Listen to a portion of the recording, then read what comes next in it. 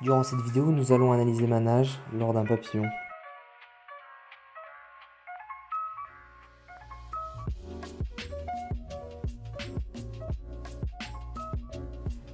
Là, on peut voir que mes bras sont tendus et sont le plus près de la surface de l'eau. Je vais garder mes bras comme ça jusqu'à ce que mes bras re-rentrent dans l'eau. Mes bras vont vraiment aller chercher le plus loin possible pour avoir un plus grand nombre d'appuis, gagner en puissance, en performance et en vitesse.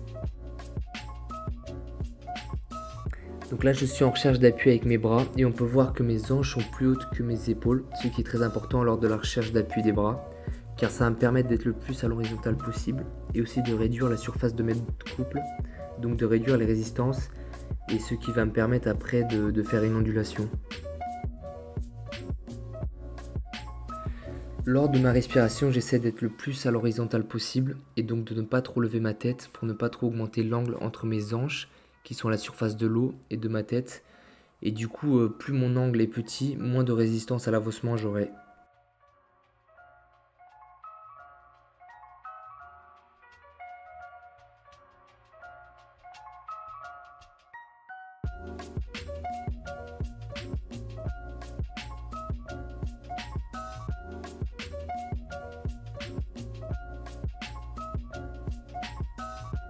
Comme je disais tout à l'heure, vraiment essayer d'avoir les bras le plus proche de l'eau pour éviter de se fatiguer et d'avoir les bras tendus et d'aller chercher le plus loin possible aussi.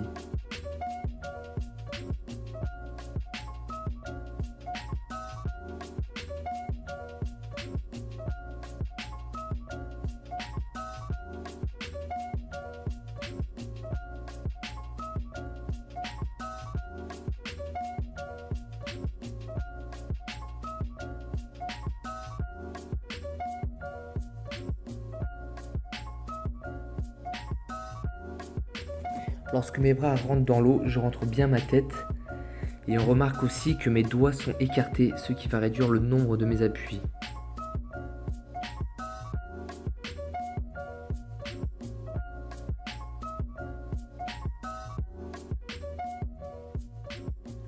Lors de la traction de mes bras, mes coudes sont hauts et mes mains sont orientées vers l'arrière et pas vers le bas, ce qui risquerait de remonter la partie supérieure de mon corps et donc d'augmenter la résistance à l'avancement.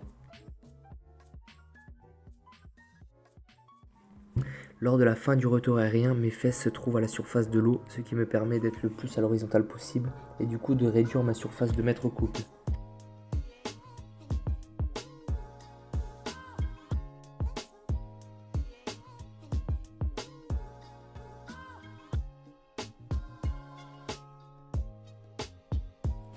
Lorsque mes bras rentrent dans l'eau, ma poitrine va s'enfoncer vers le bas, ce qui va entraîner la montée de mes hanches qui me permettra ensuite de créer une ondulation.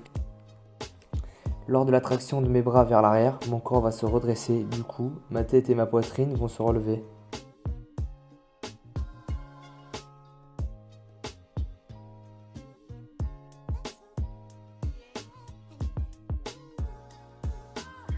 Donc je vais me comparer à Ryan Lochte, c'est un nageur professionnel. Sur cette photo, on peut voir que Lochte écarte aussi les doigts, mais de pas beaucoup.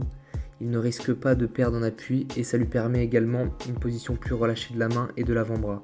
Alors que moi j'écarte un peu trop et du coup je risque de perdre en appui.